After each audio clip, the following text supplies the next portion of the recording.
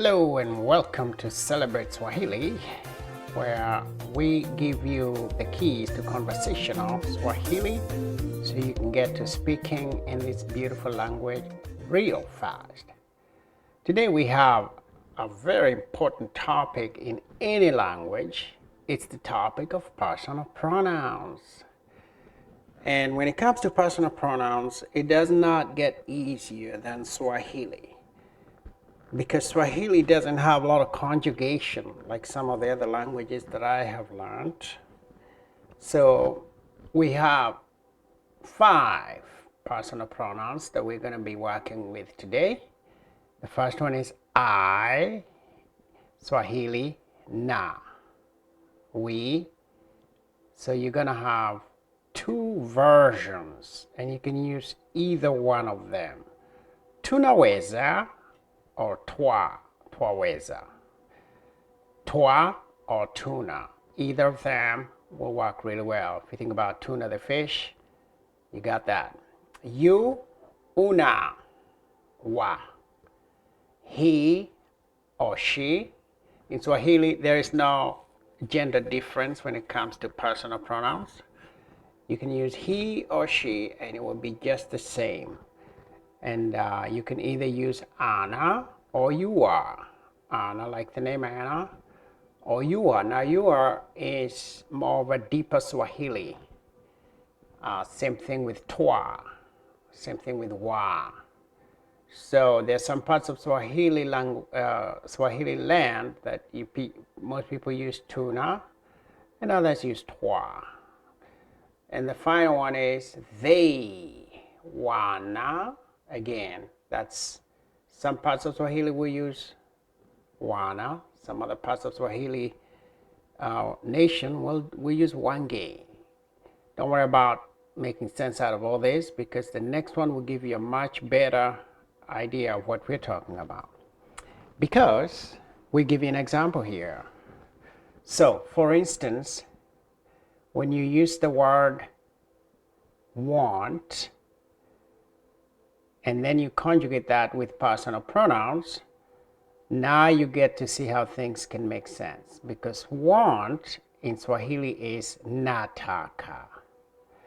So therefore the na comes before taka, and it becomes nataka, I want. So taka is actually the word, but nataka is I want.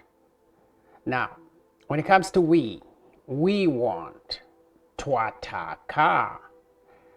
And again, you can also use the tunataka, and you're absolutely correct using either one of those. I would say that in the more advanced Swahili speaking culture, they use twa more than they use tunataka. Twataka kula.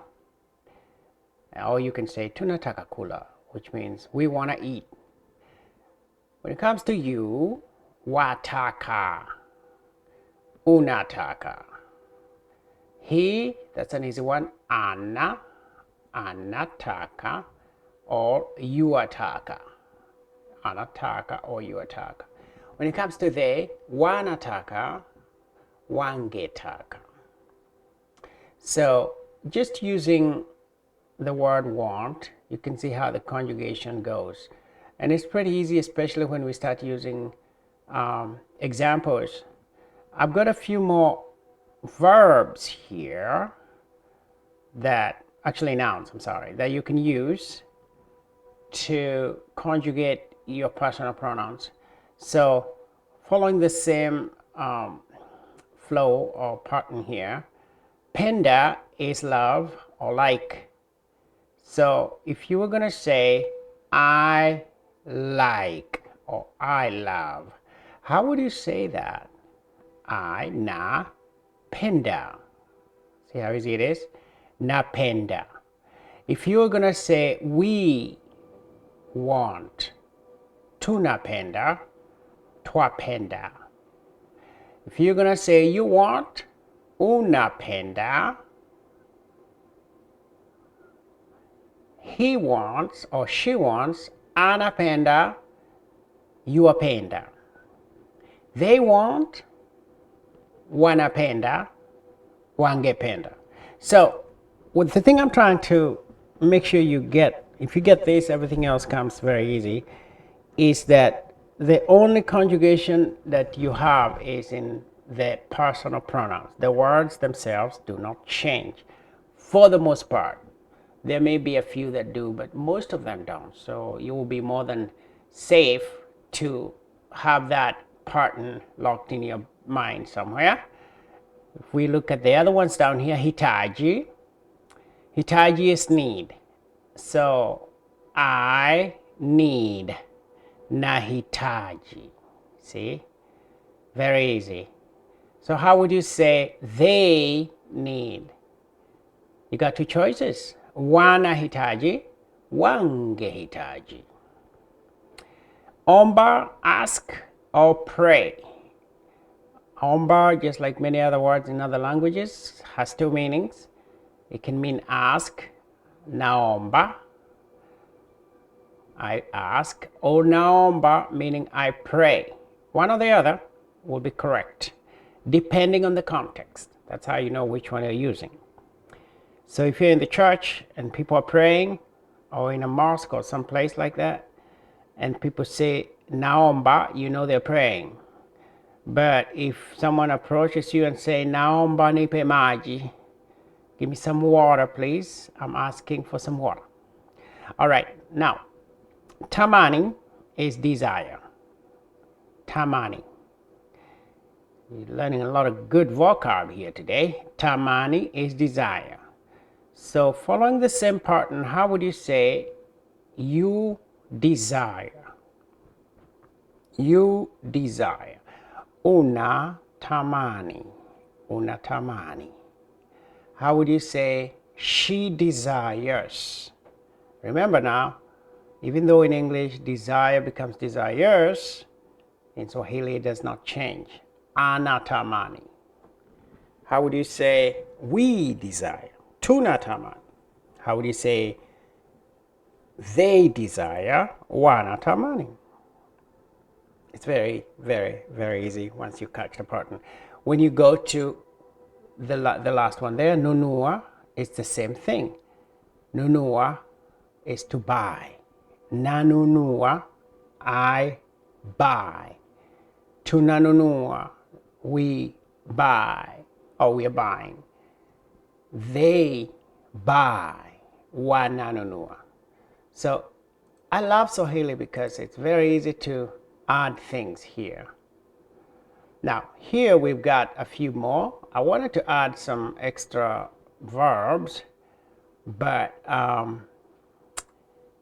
and see how they conjugate with the personal pronouns, and it's the same thing. Here kimbia is to run, so that's the verb, to run.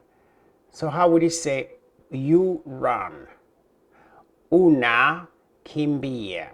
How would you say you eat? Una kula. Una kula. You eat. Kula. It's a good word. Walk is tembea. Tembea. So how would you say you walk? Una tembea. And again, remember, you can use una or wa. Wa tembea. Una tembea. It means the same thing.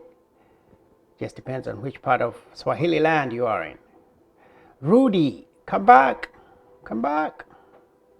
Rudy. So in Swahili, you just take the personal pronoun, plug it in the beginning of the word, and you got it. So how would you say she came back, or she has come back, or she come back? Ana Rudy. She's coming back. Ame Rudy. You are Rudy. Same thing. How would you say they come back, or they have come back? Same thing. Take the personal pronoun, plug it at the end. Wana Rudy. Wana Rudy. Over here we've got a few more verbs that are pretty common. So it would do you well to practice a few of these. And so again, grab the personal pronoun you want to use, plug it in the beginning of the word, and you are good to go. So if we want to start from the bottom, imba, which is sing, imba. How would you say you sing? Una imba. Una imba. How would you say we go? We go. Tuna enda. You can also say twaenda. Tunaenda. Twaenda. I must note there that you get rid of the N, so it's not too repetitive. Cheza. How would you say I play? Nacheza. Or I'm playing. Nacheza. How would you say they play? Wanacheza. How would you say they talk? Make it a little easier for you there. Ongea is talk. So they talk. You take wana, you add it to ongea. Wanaongea. They talk. Wanaongea. We talk. Tunaongea. I talk. Naongea. Naongea. So it's real easy. I'm going to give you a few more verbs that are useful in life. The everyday, daily verbs that we can use anywhere. Endesha is drive. So how would you say she drives? Ana endesha. Very easy. How do you say we travel? Safiri is travel. How would you say we travel? Tuna safiri. Or you can also say twasafiri. Tuna safiri, twasafiri. How would you say they sleep? Sleep is lala. And that's why lala. They sleep. Wanalala.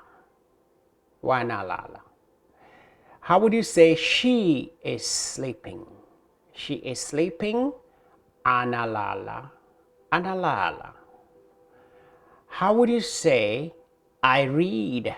Read is soma. Nasoma. How would you say you read? Unasoma. Okay. Just a quick practice here. How would you say I eat, you read? Going a little deeper here now. I eat, you read. Nakula, unasoma. Nakula, unasoma.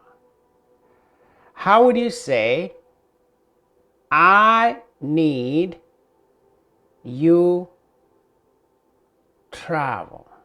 Again, this is not a complete sentence, just for practice. I need, you travel. Nahitaji, unatembea. Unasafiri. Beg your pardon. Unasafiri. How would you say they play, we walk? They play, we walk. Wanacheza. Tunatembea. Wanacheza. Tunatembea. All right. Thank you so much for joining me. Practice that a little bit more. Come back as many times as you need to. And once you get those personal pronouns down, you will be good to go. My next lesson, I will sort of create more sentences, common day sentences, to help you remember and kind of practice how to use them. Thank you very much, and I will see you in the next lesson.